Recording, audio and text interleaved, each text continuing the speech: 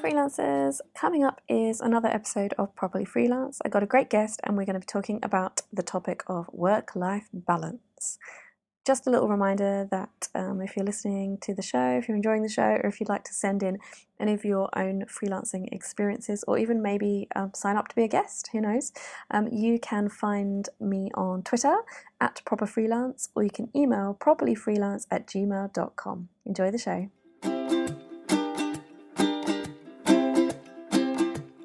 Welcome back to Properly Freelance. I'm Jenni Elborn, and today I am talking to Dave Goslyn.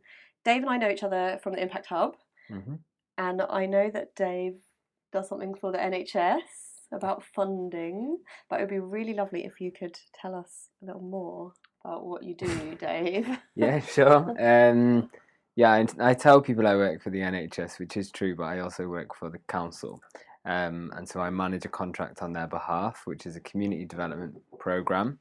There's two work streams. One work stream is a small grant funding opportunity for local residents to apply for a small amount of money to do something in their local neighbourhood.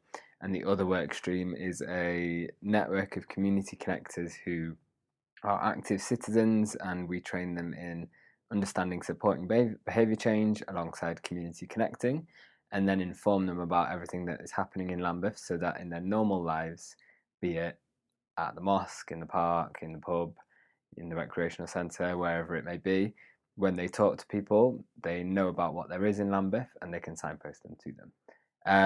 So that's my main role, and I do it for the NHS, but I also do it for the council, but I do it on a self-employed basis. So you're doing it for as a yourself freelance. in some sense. Yeah, in a way, yeah. And we have kind of talked about this a bit before. There's a reason for that setup, isn't there? Like they wanted it to be someone who isn't kind of in-house for the NHS or the council. Yeah, so the whole one aspect of the programme is to be doing things completely differently. And so it's an asset-based community development programme, and also a co-production programme in which we are co-producing the outcomes that we achieve with the residents that we're working with. And what's really, really key is that we are as close to the ground as possible as can be to meet everybody and anyone from different walks of life, who live in Lambeth and want to do things in Lambeth. So it's much better for me to be self-employed, separated from the NHS and the council. It's best that I'm not stuck within their processes, and able to do the role freely and thus engage more freely with residents as they are.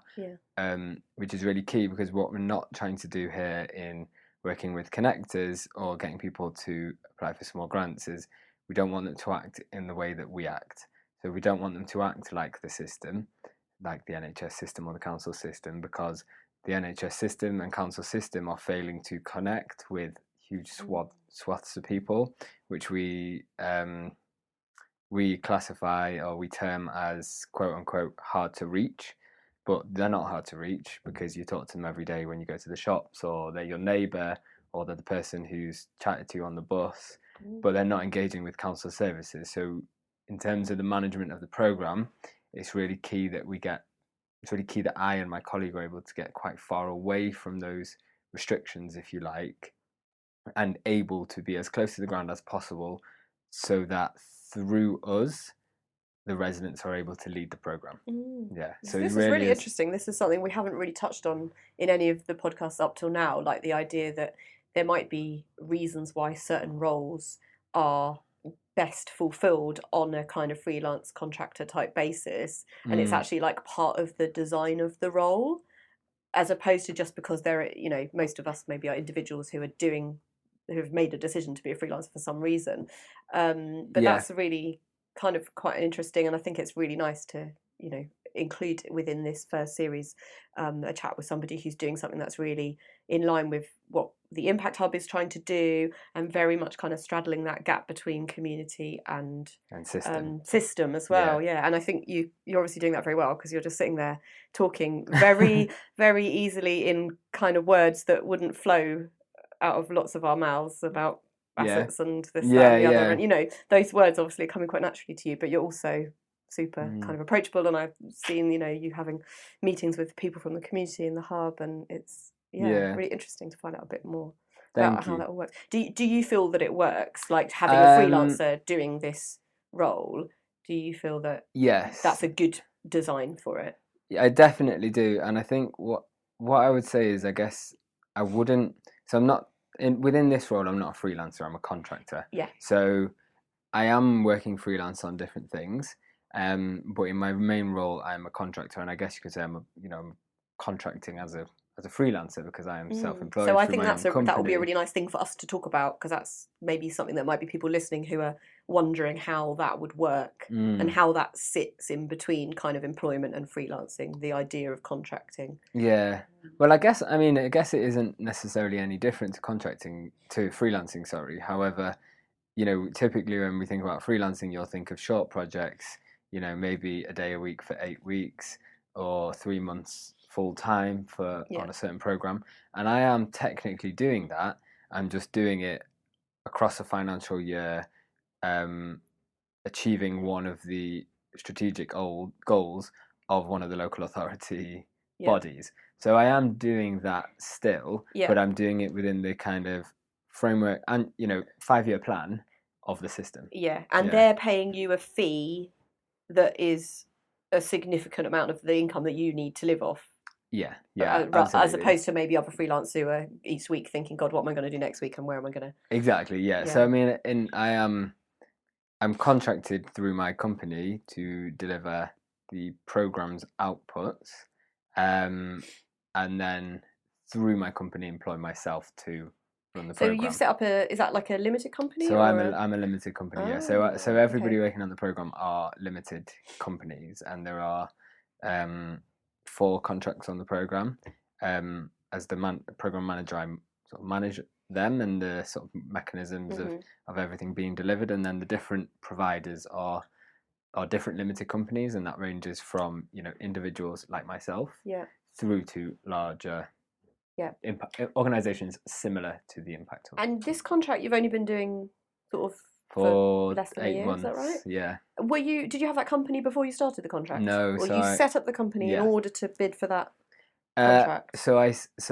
No, I got the contract as a sole trader. Right. So as a as anyone would be if they first went into self-employed freelance work. Yeah. So I started as a sole trader, just as myself, and then incorporated. So then became a limited.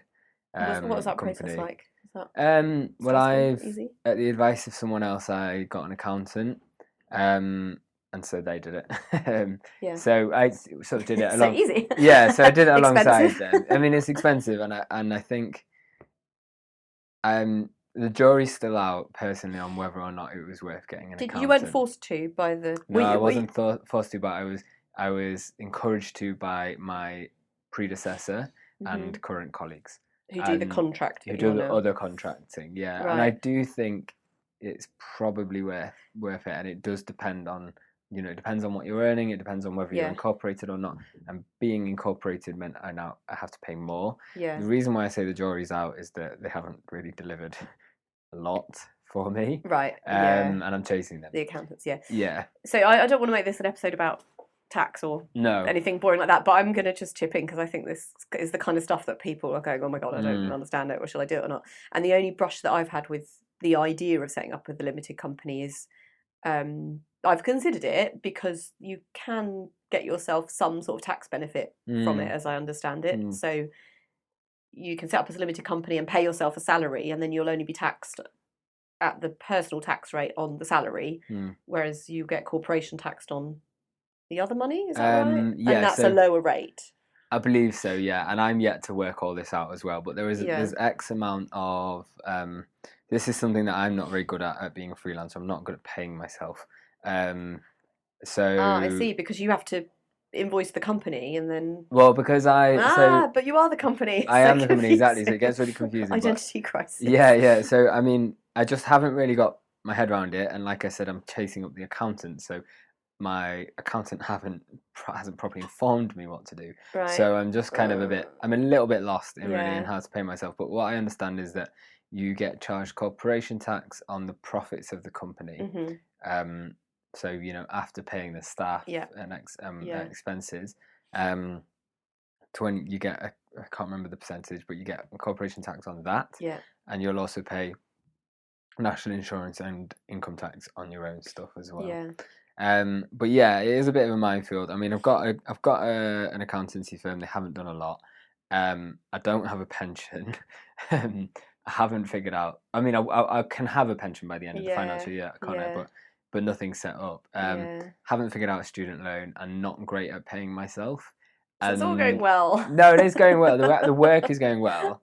But I think this is it's a lot you have to do before you get to the work, isn't there? Well, I think there's a lot that you have to do after you do the work, because I do the work and then I think, oh my god, I've got to fill in my. It's harder to do it in advance. Yeah. So the reason that I didn't set myself up as a limited company, I mean, aside from the fact that there would be no profit at the moment anyway, like I need all the money that I'm earning, I need to pay myself. But I actually didn't do it in the end because I took out a mortgage 2 years ago, and I was told by my mortgage advisor that getting a mortgage or a remortgage is more difficult if you have set up a limited company within less than 2 years of wanting to do that, of wanting to get the mortgage. Oh, really? And I just thought that was really interesting because that's not something I'd ever heard before, but I'd never used a mortgage advisor before. And so I actually decided there and then not to do it because I think that within, the next few years, there's always going to be a reasonable chance that I might be needing to mortgage or remortgage or move or whatever because I'm in a very kind of transient period.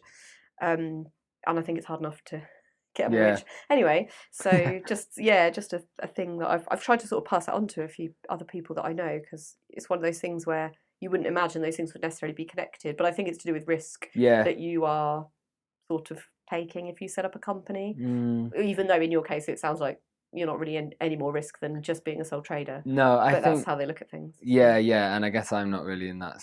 I had no idea about that, but it doesn't affect me because there's no way I'll be taking out a mortgage in the next year or two or whatever, 10. So so you've done it at a good time because it's well before the point where you're potentially, I think what sold me was that I learned that because I don't really need a lot of money and I'm quite happy